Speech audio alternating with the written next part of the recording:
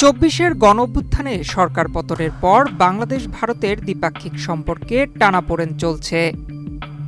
উল্লেখযোগ্যভাবে কমেছে আমদানি রপ্তানি, যার সরাসরি প্রভাব পড়েছে বেনাপোল বন্দরে। 2024-25 অর্থবছরের শুরুতে এই বন্দরে প্রতিদিন গড়ে 450 থেকে 500 পণ্যবাহী ট্রাক প্রবেশ করেছে।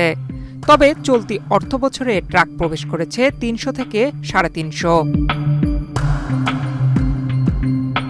2025-26 অর্থবছরে বেনাপোল বন্দর দিয়ে রাজস্ব আদায়ের লক্ষ্যমাত্রা নির্ধারণ করা হয় 9,344 কোটি টাকা।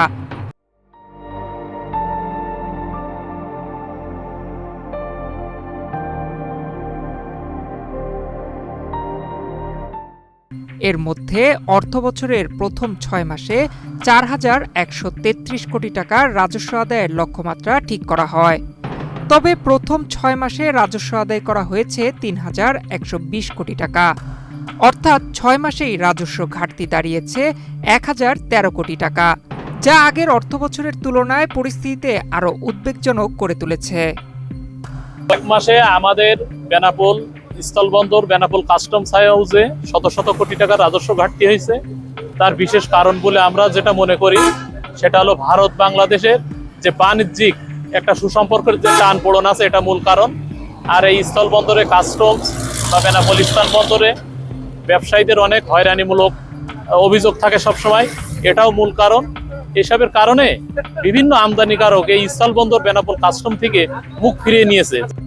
5ই আগস্টের পরে বাংলাদেশ ভারতের সম্পর্কের কিছুটা অবনতি হয়েছে। অবনতির কারণে আমদানি রপ্তানি কিছুটা কম হচ্ছে, সে কারণেই বেনাপোল কাস্টম হাউসের রাজস্বর ঘাটতি দেখা দিয়েছে।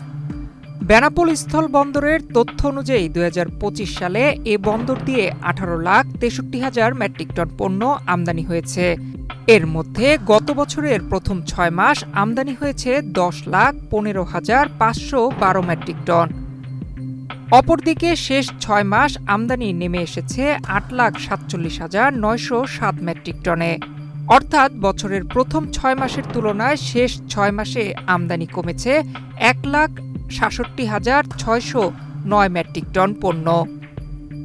পণ্যের এমন আমদানি কমায় উল্লেখযোগ্য পতন হিসেবে দেখছেন সংশ্লিষ্টরা। বেনাপোলে সমস্যা হচ্ছে এই বর্তমান যে অধিক শুল্ক মূল্যায়ন যেসব আইটেমগুলো, যেমন শাড়ি, 3 পিস, বিভিন্ন রকম যেগুলো বেশি ডিউটি দিতে সরকার রেভিনিউ আসে, এই আমদানিগুলো এখন বেনাপোল দিয়ে আমদানি হচ্ছে না। এতে করে আপনার রেভিনিউ অনেক কম আসতেছে। এছাড়াও এলসিও অনেক কম হচ্ছে। দেশের এই দুই দেশের সম্পর্ক ভালো যাচ্ছে না, যার জন্য অনেক পার্টিও মুখ ফিরিয়ে নিচ্ছে, এলসি করবো কি করবো না। এতে করে আপনার রেভিনিউ বেনাপোলে অনেক কম আসছে। সরকার পতনের পর ভারত ও বাংলাদেশের মধ্যে রাজনৈতিক ও কূটনৈতিক সম্পর্কে শীতলতা তৈরি হয়েছে। এর প্রভাব সরাসরি পড়েছে দ্বিপক্ষীয় বাণিজ্যে। বাণিজ্যিক পরিবেশে এই অস্থিরতার কারণে আমদানি ও রপ্তানি উভয় ক্ষেত্রেই গতি কমে গেছে। দ্বিপক্ষীয় বাণিজ্যে দুদেশের সম্পর্ক পুনরায় ভালো হলে এ ঘাটতি থাকবে না বলে মনে করেন ব্যবসায়ীরা।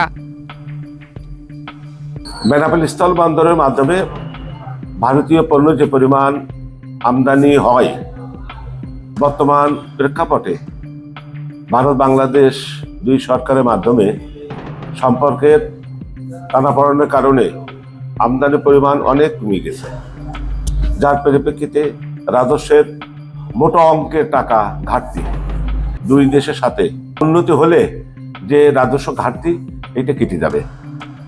নয়ন বিশ্বাস, বাংলাদেশ প্রতিদিন।